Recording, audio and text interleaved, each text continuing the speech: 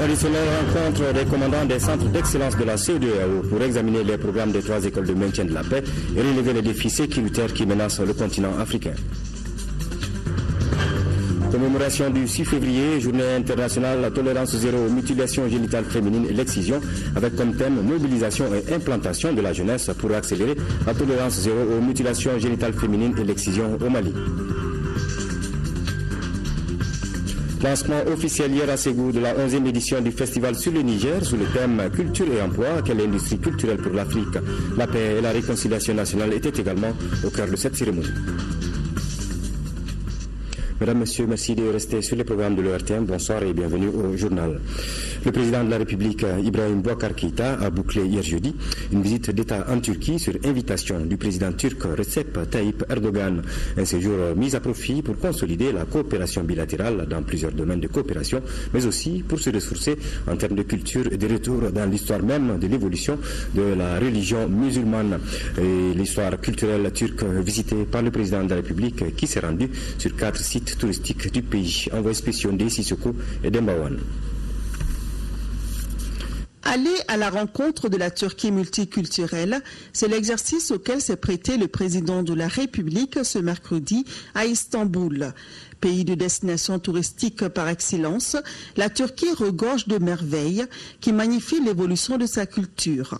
La visite a débuté par le tombeau du sultan Eyüp, du nom de l'un des compagnons du prophète Mohammed, paix et salut sur lui, tombé lors du premier siège de Constantinople. Aujourd'hui, c'est un véritable sanctuaire islamique de la ville d'Istanbul. Tour à tour, 3 sites ont reçu ensuite la visite du chef de l'État. Le palais de Topkapi, qui était autrefois la principale résidence de tous les sultans de l'Empire ottoman jusqu'au XIXe siècle. Ibrahim Boubacar Keïta est allé ensuite à la Mosquée Bleue, l'un des lieux de culte historique d'Istanbul, connu sous le nom de Mosquée Bleue pour les céramiques à dominante bleue qui ornent les murs de son intérieur. Et enfin, le musée Sainte-Sophie, une ancienne église chrétienne de Constantinople du VIe siècle, devenue une mosquée au XVe siècle sous l'impulsion du sultan Mehmet II.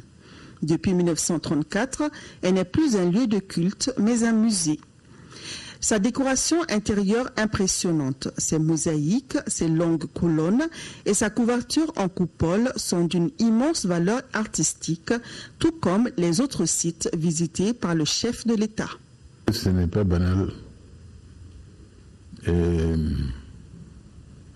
d'aller là où nous sommes allés, dans les pas de notre prophète bien-aimé, sallallahu alayhi wa sallam, de voir les empreintes de notre prophète bien-aimé, Mohammed sallallahu alayhi wa sallam, de voir tous ces vestiges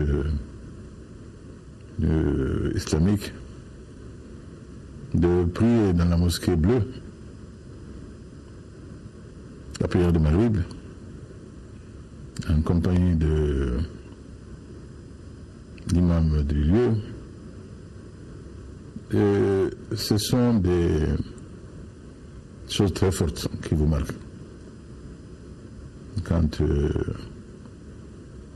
on est musulman, quand l'on sait tout ce qu'il a fallu d'abnégation, de courage, de bravoure, d'héroïsme à ceux-là qui ont porté l'islam aux côtés du prophète sallallahu alayhi wa sallam pour que l'islam devienne cette religion aujourd'hui pratiquée par des milliards d'hommes et de femmes, religion de paix, religion d'entente entre les peuples, religion de convivialité, religion de communion. Cela vous marque profondément, très profondément. Ce fut donc une véritable plongée dans l'histoire de l'évolution de la culture turque que le président de la République, Ibrahim Boubacar Keïta, a effectuée dans la ville d'Istanbul, ancienne capitale de l'Empire ottoman. Ici à Bamako, visite du Premier ministre Modibo Keïta à 3 institutions de la République. Il s'agit de la Haute Cour de justice, du Haut Conseil des collectivités et du Conseil économique, social et culturel. La démarche du chef du gouvernement vise à renforcer la collaboration entre les institutions et consolider notre démocratie. Bourama Traoré. C'est par la Haute Cour de justice que le Premier ministre Modibo Keïta a débuté sa visite. À son arrivée, il a été accueilli par le président de l'institution, Abdourahmane Nyanga. Ensuite, les deux personnalités entourées de leurs proches collaborateurs ont eu une rencontre. Naturellement, le renforcement de la collaboration entre les institutions de la République a dominé les échanges. Même exercice auquel s'est livré le chef du gouvernement au Haut Conseil des collectivités, deuxième étape de sa visite. Le président Oumarou Ag Mohamed Ibrahim Aïdara et le Premier ministre ont eu identité de vue sur la nécessité d'instaurer un dialogue fécond entre les institutions afin de consolider la démocratie malienne. Point de vue partagé avec le président du Conseil économique, social et culturel, Jamil Bitar. Dernière personnalité à recevoir le Premier ministre Modibo Keïta. Ici, comme au niveau des autres étapes, les échanges sont déroulés dans un climat détendu et de compréhension mutuelle. Occasion pour le chef du gouvernement de préciser l'objet de sa visite. C'est une visite de courtoisie qui consiste à maintenir une relation à la fois fonctionnelle et organique entre le gouvernement et toutes ces institutions. Et j'ai dit la dernière fois que si nous n'avons pas des institutions qui sont dans les conditions pour leur permettre d'accomplir leur mission, l'État se fragilise. Et en tant que chef du gouvernement, il m'a paru nécessaire de venir m'enquérir de la situation et de tisser des relations d'abord humaines, mais des relations professionnelles de qualité. La construction des institutions fortes nécessite un effort collectif. Le Premier ministre et ses interlocuteurs en ont certainement conscience, d'où cette volonté commune d'œuvrer ensemble pour réussir ensemble. Les commandants des centres d'excellence de la CEDEAO sont en conclave à l'école de maintien de la paix à Lyon Blondembe. La traditionnelle rencontre examine les programmes des 3 écoles de maintien de la paix de la communauté pour relever les défis sécuritaires qui menacent le continent africain. L'ouverture de cette réunion a été présidée par le ministre de la Sécurité et de la Protection civile, Agali Agissa. Développement et insécurité ne font pas bon ménage. Cela est bien compris au sein de la communauté économique de l'Afrique de l'Ouest, CEDEAO, comme l'atteste cette rencontre des commandants des centres d'excellence.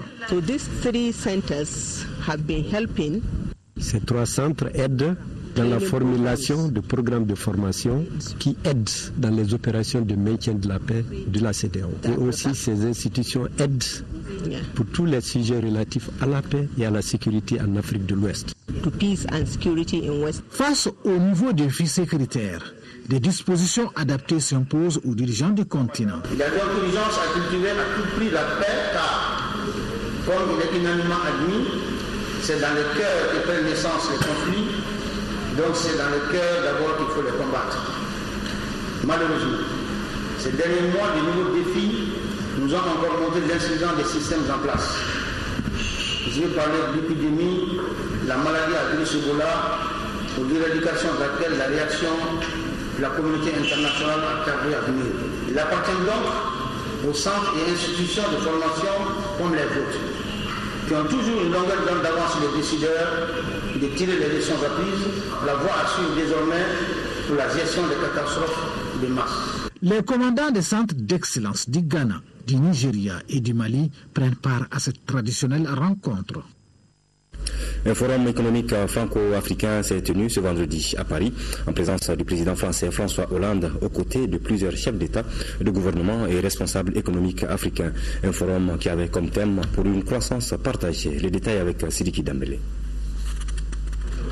Autour du président français François Hollande, plusieurs chefs d'État et ministres, chefs d'entreprise africains et français sont réunis pour échanger sur des thématiques aussi décisives que les jeunes au cœur de la croissance, les innovations financières, l'innovation et le développement urbain performant. Ce forum s'inscrit dans la continuité de la conférence économique pour un nouveau partenariat entre l'Afrique et la France du 4 décembre 2013.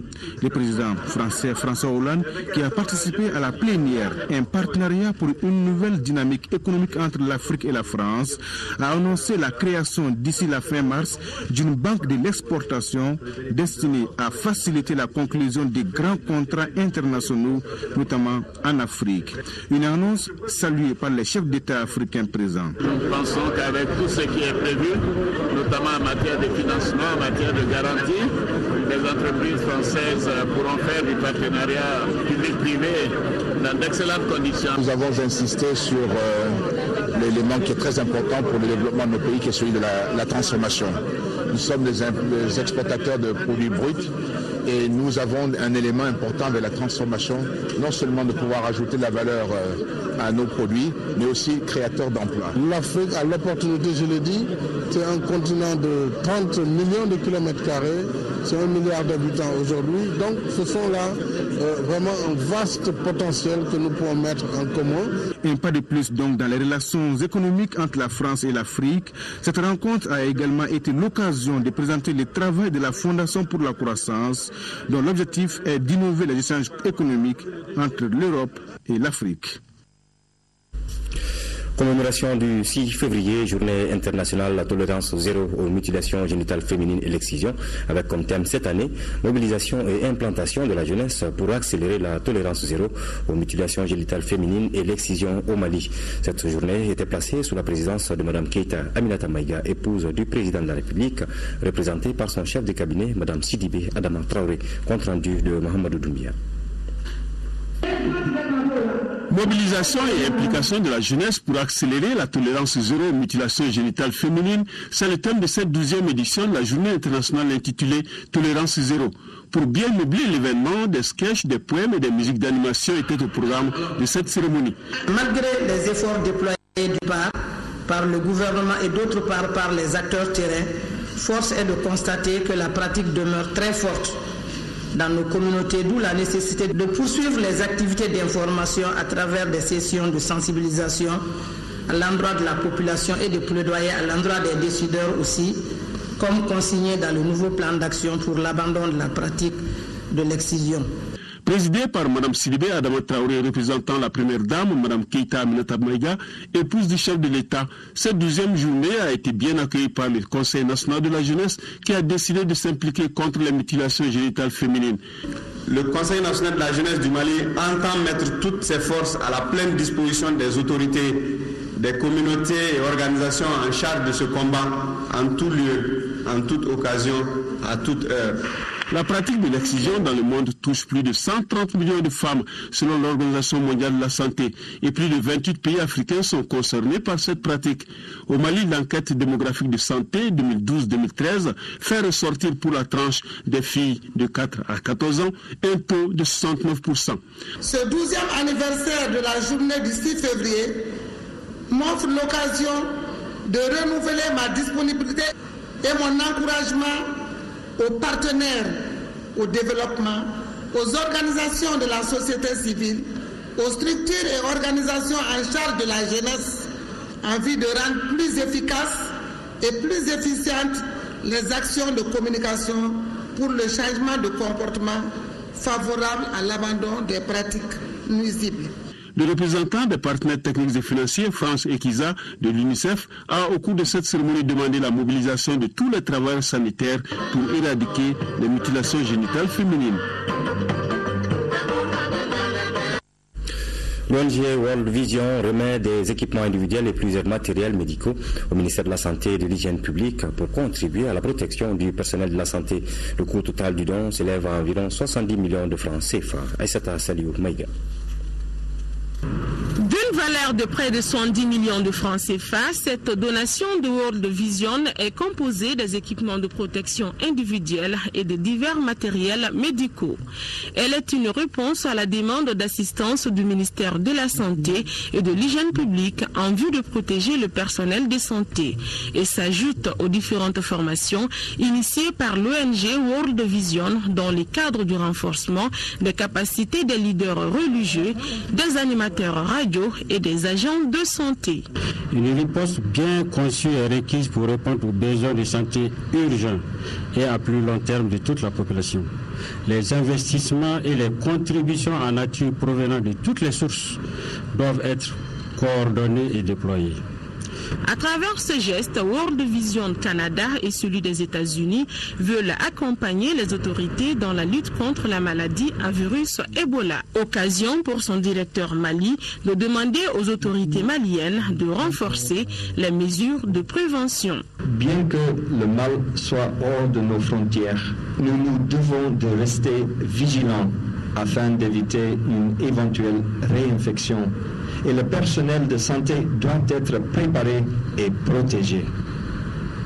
C'est le lieu de vous demander de continuer à maintenir les mesures renforcées de prévention, de prise en charge et de cas de contrôle et de mobilisation sociale autour de la maladie à virus Ebola. À noter que notre pays a été déclaré Ebola-free. Toutefois, la vigilance reste de mise. L'Association de coopération et de recherche pour le développement Accor et ses partenaires initie une conférence nationale pour contribuer à la mobilisation sociale pour le respect des droits à la justice et à la réparation des dommages des survivantes des violences. La rencontre vise également à effectuer un plaidoyer pour des réparations au bénéfice des victimes de violences basées sur le genre. Non Sissoko. Les femmes ont payé le plus lourd tribut de la crise politico-sécuritaire que le Mali a connue. C'est partant de ce constat que l'Association de coopération et de recherche pour le développement Accor entend faire de la lutte contre la violence basée sur le genre une priorité. L'initiative s'inscrit dans la dynamique du procès d'intérêt public PIP. Elle vise à soutenir les efforts de reconstruction et de consolidation de la paix. La protection et la garantie des droits humains sont nécessaires pour la paix et la réconciliation nationale. C'est dans ce cadre que l'ONG internationale Accor est en train d'entreprendre des actions avec des associations de défense et des droits humains, dont le WILDAF Mali et le GPDCF, sur le processus du procès d'intérêt public. Cette conférence nationale est la suite logique d'une série de formations sur le concept de procès d'intérêt public PIP et d'une rencontre nationale de réflexion sur l'accès à la justice et aux réparations. Nous souhaitons que cette rencontre soit une opportunité pour toutes et tous d'améliorer la communication, la coordination et créer des synergies, de capitaliser les expériences en cours. Nous sommes convaincus que vos contributions en tant qu'acteurs clés permettront de proposer des recommandations de qualité pouvant soutenir le plaidoyer à l'endroit des décideurs. La rencontre de 2 jours regroupe les délégués de Accor, de WILDAF Mali, de l'AMDH, des organisations de la société civile, de l'État, des leaders des organisations des droits humains, entre autres. Le ministre des Sports a visité le chantier du Centre national de la médecine du sport situé au stade Modibo Keïta. Le centre coûtera la bagatelle d'1,7 milliard de francs CFA. Les entreprises chinoises et maliennes chargées de la construction de l'établissement ont 18 mois comme délai d'exécution. Compte rendu de la visite avec Abdul Karim Kaba. Dans 18 mois sortira des terres le tout premier centre national de la médecine du sport. L'établissement des 2 nouveaux est la volonté affichée des autorités pour le développement de la pratique sportive au Mali. La réalisation de ce centre de médecine sportive est une nécessité aujourd'hui pour le développement du sport dans notre pays, mais aussi une attente très forte du mouvement sportif national. Et aussi, il est important, en créant ce centre, de nous mettre au diapason des autres nations. Parce qu'on ne peut pas aujourd'hui parler de développement du sport sans un centre de médecine du sport. Le futur centre national de la médecine du sport est entièrement financé par le budget national à hauteur d'1,7 milliard de francs CFA. C'est un financement important sur le budget national. C'est pour vous dire tout l'engagement aujourd'hui de l'État à doter le mouvement sportif national de cette infrastructure, de cette structure plutôt indispensable à la promotion du sport dans notre pays. L'établissement offrira toutes les commodités de dernière génération. Les travaux de construction sont exécutés par des entreprises chinoises et maliennes. Le commissaire à la sécurité alimentaire était cette semaine en visite dans la 3e région pour s'enquérir de l'état d'avancement des travaux de construction des magasins de stockage des céréales de l'OPAM. Le constat qui se dégage est que les travaux évoluent normalement. Compte rendu de Bambi, Idrissa Touré et Suleiman Bamba. Bâtis sur une superficie de 1220 mètres carrés, ces 3 magasins de l'OPAM de Sikasso, Kouri et Koutiala, qui viennent de recevoir la visite du commissaire à la sécurité alimentaire, connaissent aujourd'hui un taux de réalisation de 40%. La visite de ces chantiers a permis au commissaire de relever les difficultés et d'apporter son soutien aux entreprises. Effectivement, La GTR a soulevé cette question et nous, à notre niveau, on pourrait que toucher les ministres du développement rural pour qu'ils contactent l'IMOA pour voir s'il y a possibilité d'accélérer le déblocage des fonds pour qu'on n'arrête pas les travaux.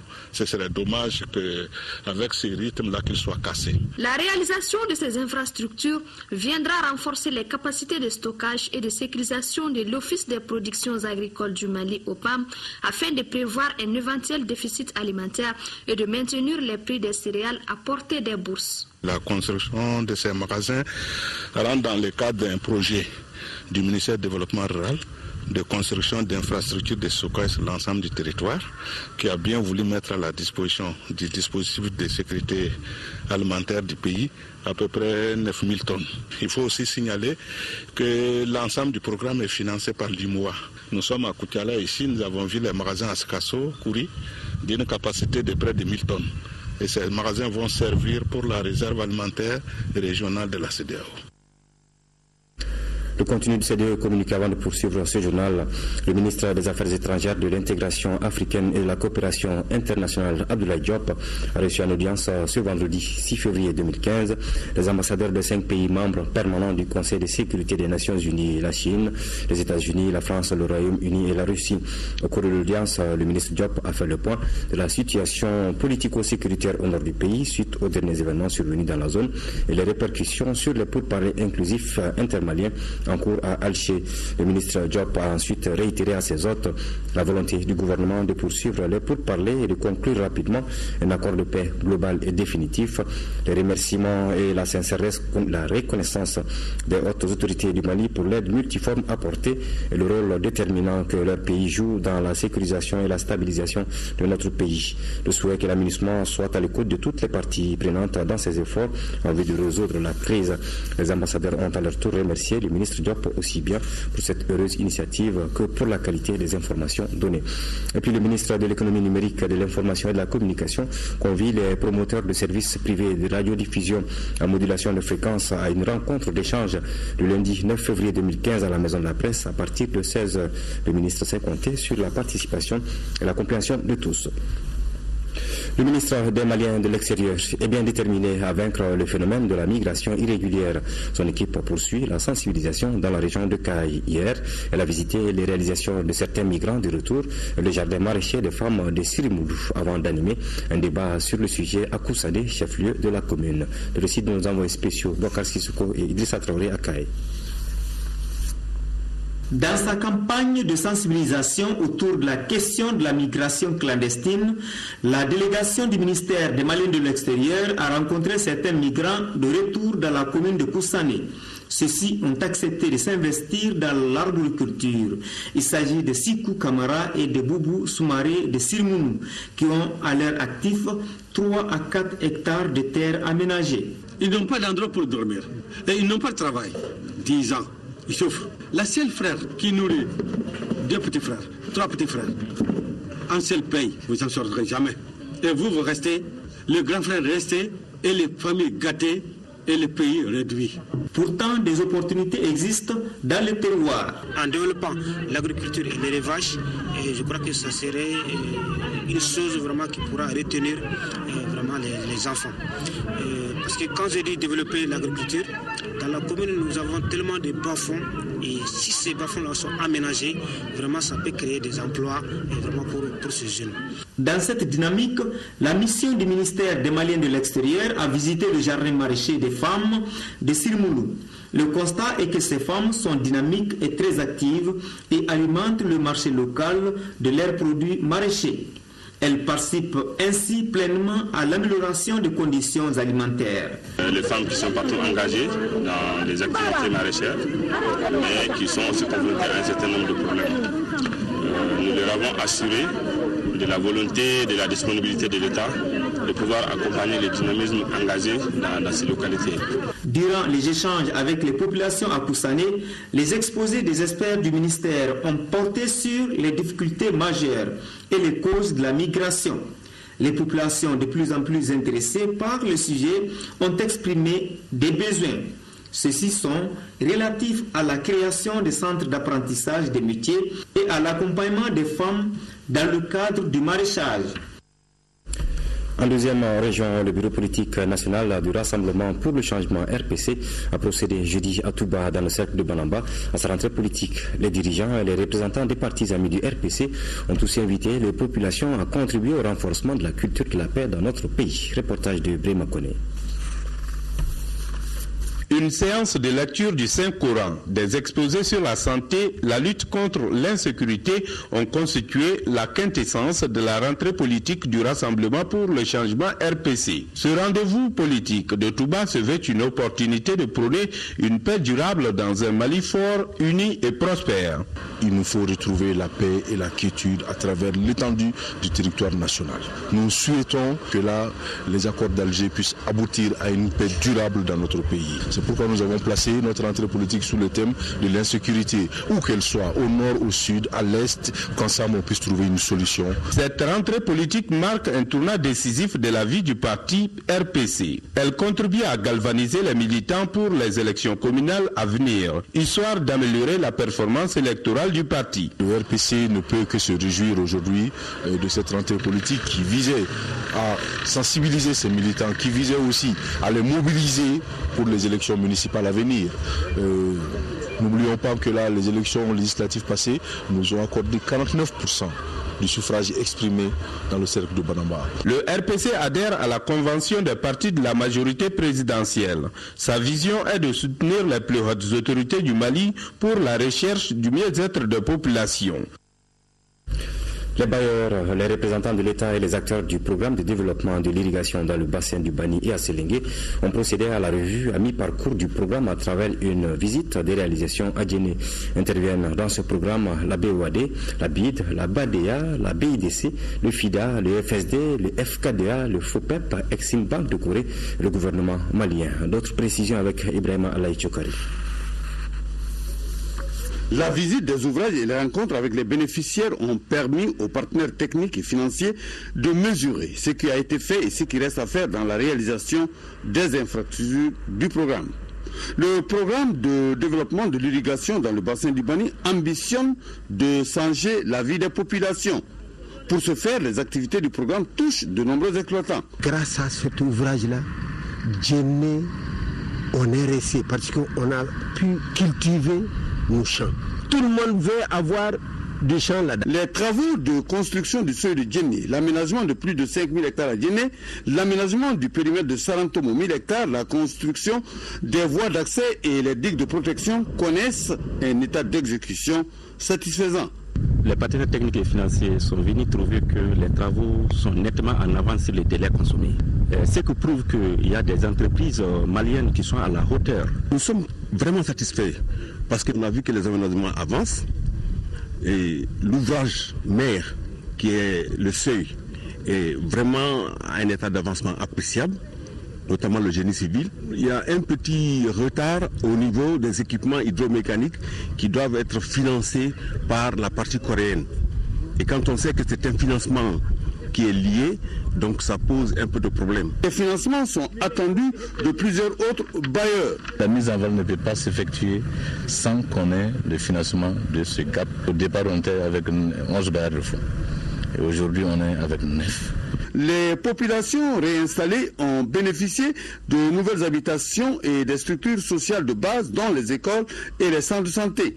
Avec la construction du seuil de Djenné, c'est l'espoir qui renaît chez les populations. Le Centre national de transfusion sanguine tient depuis ce matin à son siège la 23e session de son conseil d'administration. Au milieu de cette rencontre, l'examen et l'adoption de la 22e session, l'examen et l'adoption du plan d'action et du budget 2015. Pour cette année, le centre envisage d'accroître ses performances par l'extension de ses activités à toutes les régions du Mali, le renouvellement de son parc informatique et la formation continue de son personnel. Pour ce faire, il mobilisera plus de 929 millions de francs CFA. Reportage de Abdraman Maïga. Développer, valider et diffuser la carte des donneurs de sang tout en rendant fonctionnelles les banques de sang de l'hôpital du Mali et du centre hospitalo-universitaire du Point G. Tels sont entre autres grands défis que s'est fixé le Centre national de transfusion sanguine en 2015. Ce n'est pas tout. Il envisage également faire face à l'amélioration des conditions de travail du personnel.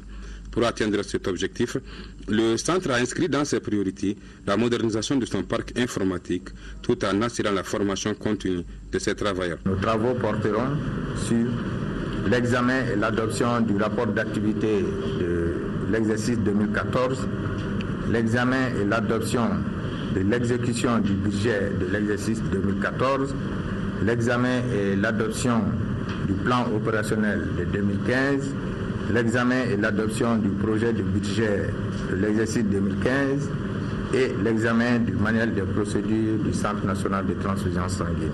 Pour atteindre les objectifs de son plan d'action 2015, le CNTS mobilisera 930 millions de francs CFA. Ce budget, contrairement à celui de l'exercice précédent, évalué en recettes et en dépenses à la somme de 841 millions de francs CFA, a connu une augmentation de plus de 7%.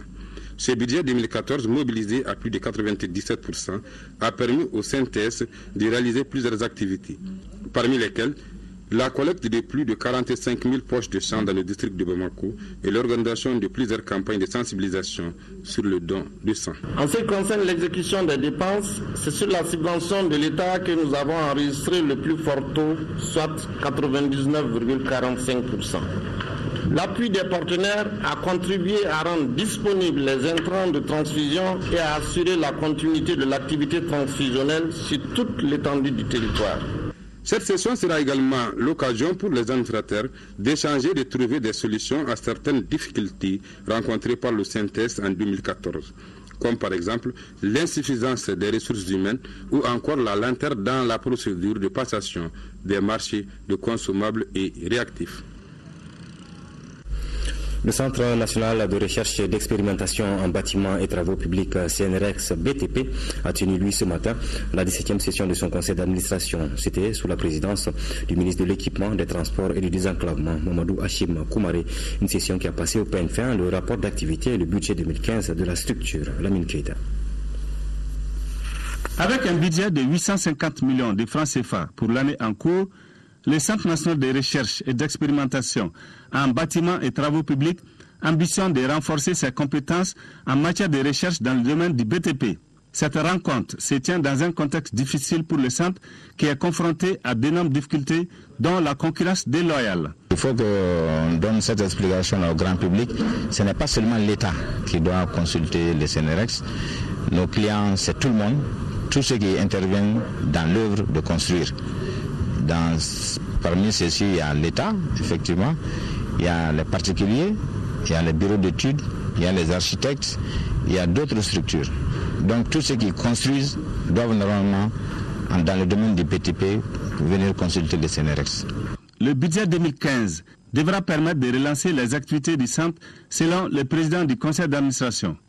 Je voudrais saisir l'opportunité qui m'est offerte pour exhorter la direction générale à plus d'imagination et d'accessibilité afin d'élargir sa clientèle à travers notamment l'utilisation de produits nouveaux et le renforcement de la communication. Il vous revient d'accorder toute l'attention requise à ces documents afin de faire des propositions et recommandations idoines permettant au centre de poursuivre sa marche dans une perspective de management de la qualité et surtout de bonnes réponses aux attentes des usagers. Le Centre national de recherche et d'expérimentation en bâtiments et travaux publics a été créé en 2004 et a pour mission de contribuer à la définition et à la mise en œuvre de la politique nationale en matière de recherche et d'expérimentation dans le domaine du bâtiment et des travaux publics. Beaucoup de conseils d'administration dans ce journal. Près de 630 millions de francs CFA. C'est le budget prévisionnel du Laboratoire national des eaux. C'est ce qui ressort de la 11e session ordinaire du conseil d'administration de la structure qui s'est tenue mercredi dernier à l'ex-Cresse de Badlaboukou. Fademba Keita. La pollution des ressources en eau constitue aujourd'hui la préoccupation majeure du Laboratoire national des eaux de notre pays. C'est dans cette optique que les administrateurs du secteur planchent au cours de cette 11e session ordinaire sur le contenu de 5 documents dont le projet de programme d'activité et de budget 2015, le projet de cadre organique et d'organigramme du Laboratoire national des eaux. L'examen minutieux des 10 documents permettra d'atteindre les objectifs assignés au laboratoire, à savoir le suivi et le contrôle de la qualité des eaux au Mali. Sachant le risque de plus en plus croissant de pollution de nos ressources en eau, l'existence et le plein exercice Les activités du Laboratoire national des eaux sont des atouts dans le dispositif institutionnel du secteur de l'eau de notre pays. Les acteurs du secteur, les autorités politiques, ainsi que les sociétés civiles restent mobilisés pour y apporter les solutions idoines. Au cours de l'année écoulée, sur une prévision de 14 500 analyses, le Laboratoire national des eaux a pu réaliser 10 879, soit un taux d'exécution de 75,02%. Nous avons fait des prélèvements d'échantillons au niveau des producteurs d'eau en sachet. Et vous savez que les produits en sachet sont beaucoup demandés par la population actuellement. Donc il va falloir s'assurer sur la qualité de cette eau. 625 millions de francs CFA. Ce budget pour 2015 doit être revu à la hausse pour pouvoir mener nos activités. Dans le cadre de l'amélioration des conditions de travail des agents, un terrain leur a été octroyé à Sotiba ACI pour la construction du futur siège. Il doit coûter à l'État malien environ 1,3 milliard de francs CFA. Le Centre national de la recherche agronomique tient sa 5e session ordinaire du comité de pilotage du programme de productivité agricole en Afrique de l'Ouest. La rencontre réunit les responsables des services en charge du développement du monde rural. Adama Koulibaly. Des pays de l'ouest de l'Afrique, depuis, convergent leurs efforts pour réduire la pauvreté des populations de cette partie du continent africain. Ces pays sont dans un programme de développement agricole, de recherche de la sécurité alimentaire, avec l'appui de la Banque mondiale. Un certain nombre de filières prioritaires ont été choisies. Et au Mali, les filières prioritaires sont le riz, la filière bétail-viande et les fruits et légumes. Donc il s'agit de trouver des technologies qui doivent améliorer la production de 15%. Donc cette 15% multiplié par un nombre très important de producteurs sont de nature à améliorer donc le revenu et lutter la pauvreté. À travers le programme, il s'agit de renforcer les acquis et de mettre l'accent sur la diffusion des technologies agricoles et les techniques de production de semences de qualité. Le WAP s'emploie sur plusieurs fronts, notamment l'accroissement de la production et de la productivité agricole, la promotion d'une recherche répondant aux préoccupations des acteurs qui doivent être impliqués dans le choix des thèmes de recherche et de diffusion des technologies. La promotion d'un secteur privé capable d'innover dans l'organisation des filières agricoles et de transformer nos produits agricoles pour créer de la valeur ajoutée et des emplois. Il sera donc question, avec cette rencontre, la première de cette deuxième phase du programme, d'analyser les documents qui proposent les activités de 2015 pour pouvoir bien identifier les problèmes afin de rattraper le retard. 18 millions de francs CFA, c'est le montant accordé au groupe Mohabat par le département de l'emploi et de la formation professionnelle à travers l'ANPE. L'initiative vise à favoriser l'agroalimentaire et à sauvegarder l'emploi de 300 ouvriers, majoritairement des femmes qui travaillent dans cette entreprise. Paquita. Ce chèque PDMSA de 18 millions de francs CFA remis au promoteur de l'entreprise Mohamed Group SARL est un soutien du ministère de l'Emploi et de la formation professionnelle. Il s'agit, à travers cette initiative, de favoriser l'agroalimentaire et en même temps améliorer les conditions de vie d'une couche importante des personnes défavorisées. 322 ouvriers travaillent au groupe Mohamed avec comme activité principale la transformation et l'exportation des produits locaux.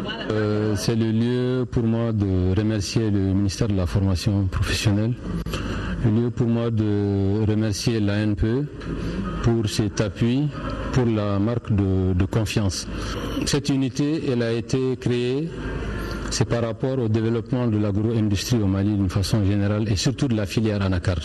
Donc nous, notre vision en réalité fait corps avec la politique du gouvernement par rapport à la création de valeur ajoutée à travers l'industrialisation, par rapport à la lutte contre la pauvreté, à travers la création d'emplois. Nous savons quand même 322 emplois créés pour le moment. Nous comptons en faire plus. Et très prochainement, nous avons des objectifs. C'est vraiment de commercialiser ce produit et de faire de la noix de cajou du Mali un label sur le marché international. Il faut souligner que ce montant de 18 millions de francs CFA constitue un prêt remboursable en 12 mensualités selon un contrat conclu entre l'ANP et le groupe Mohamed SARL. Voilà, toutes nos excuses pour ce lapsus, il s'agit bien de Ba Traoré. Cérémonie de décoration de 10 travailleurs du Conseil économique, social et culturel. Les récipiendaires, dont 5 chevaliers de l'ordre national, sont récompensés pour le travail abattu durant les années de rayonnement de l'institution. Reportage de Al-Jumatina. Moment solennel au Conseil économique, social et culturel, où certains travailleurs de l'institution viennent d'être honorés par la nation. Une reconnaissance qui couronne plusieurs années de travail au service de l'État. L'ordre national du Mali est destiné à récompenser les personnes qui se seraient distinguées par des mérites exceptionnels et une fidélité continue dans l'exercice de la fonction civile ou militaire. Le président de la République est le grand maître de l'ordre national. Place au cours de la cérémonie, 10 personnes sont ainsi décorées. 5 sont chevaliers de l'ordre national du Mali et 5 autres obtiennent la médaille du mérite national avec effigie abeille. Au Conseil économique, social et culturel, cette reconnaissance nationale est source de motivation et doit galvaniser davantage la nouvelle génération à emboîter le pas. Féliciter les récipiendaires pour le travail accompli. Et les dire également que c'est un début, ce n'est pas une fin en soi. Ceux qui n'ont pas reçu de médaille aujourd'hui, qu'il ne faudrait pas se décourager. Continuez à travailler, donnez le meilleur de vous-même. La nation vous serait reconnaissante. Nous encourageons la génération montante à plus de vigueur, plus de rigueur et de patriotisme dans le travail. En la matière, seul le président de la République a le pouvoir discrétionnaire de décorer une personne. Culture et emploi, quelle industrie culturelle pour l'Afrique? C'est le thème de la 11e édition du festival sur le Niger. L'événement a été lancé officiellement hier soir à Ségou. Il a été marqué par la prestation du Super Biton de Ségou et de l'ensemble instrumental du Mali. La paix et la réconciliation nationale étaient également au cœur de cette cérémonie riche en couleurs. Ibrahim Traoré revient sur les temps forts de cette soirée.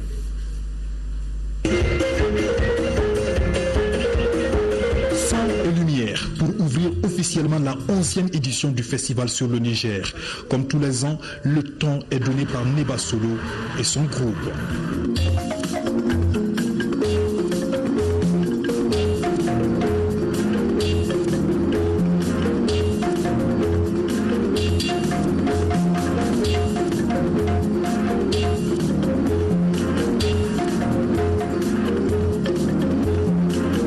Pour cette édition, pas de discours, juste une intervention de bienvenue du maire de Ségou. Le lancement de ce rendez-vous artistique et culturel dans la cité des Balanzans est essentiellement marqué par un concert en live. C'est une première qui a caché cette année le mauvais déroulement de la cérémonie d'ouverture. Le beau public est tout de même tenu en haleine d'abord par le mythique orchestre régional, le Super Biton de Ségou.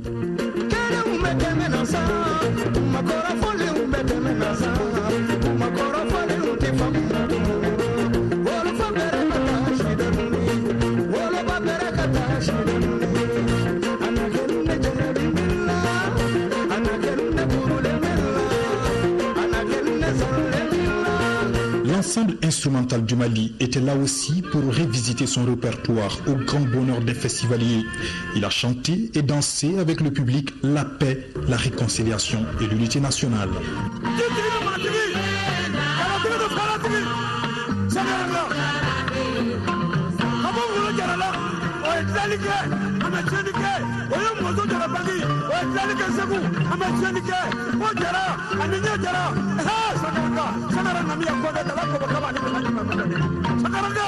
Au programme de cette 11e édition du Festival sur le Niger, plusieurs activités.